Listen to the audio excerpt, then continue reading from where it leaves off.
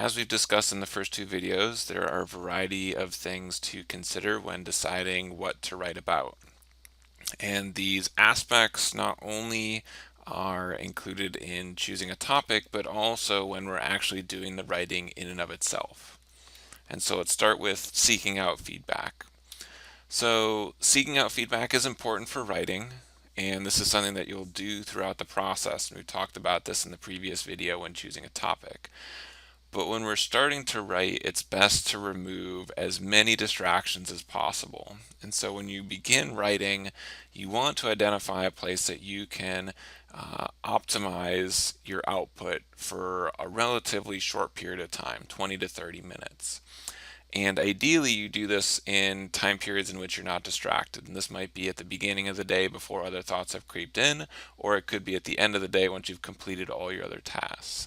Now, one of the keys is you want to be consistent with your writing. And so if you do it at the beginning of the day, you know that nothing else is going to push it off of your agenda for that particular day.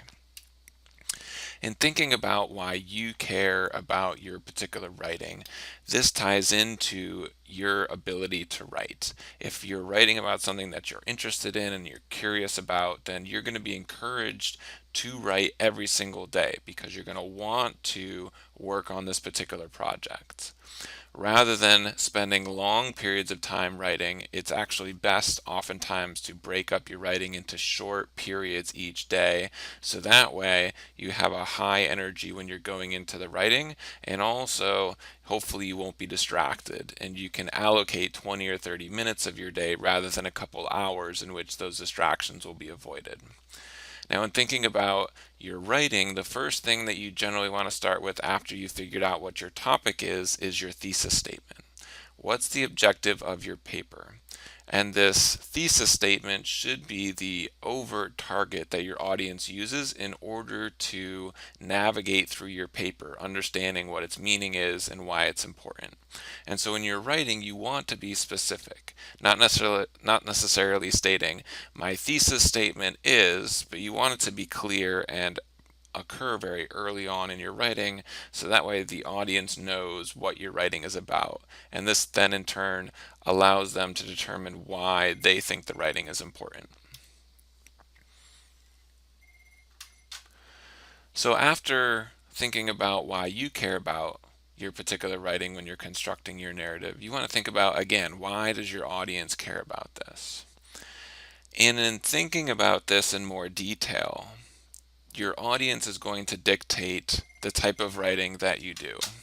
So you need to think about the tone of your writing, the language that you're using, if there's any kind of common knowledge you're assuming that the audience has, and this is going to be based on the demographics of your audience. And so it's important to think about who's going to be doing this writing, who's going to be doing the reading before you delve into the writing, to make sure that you are addressing these particular topics, tone, language, assume common knowledge, common examples appropriately. Thinking about this in science, our goal is to share our research and our findings across a broad audience. So that way people understand what we've done and why it's important. But those audiences are going to vary based on our targets. And so understanding the audience is going to be very important. And the venue in which we are conducting our writing for is going to influence who that audience is. Maybe a magazine or a newspaper article will reach a certain audience compared to a blog or NPR interview or a podcast, or maybe just sharing your writing with your family. When you understand what the purpose of your writing is going to be, you'll understand what the venue is for that particular writing, and this in turn is then going to inform you about language, tone, common understanding of particular topics, and also things like the length and the style of your writing. How personal should you get into that writing?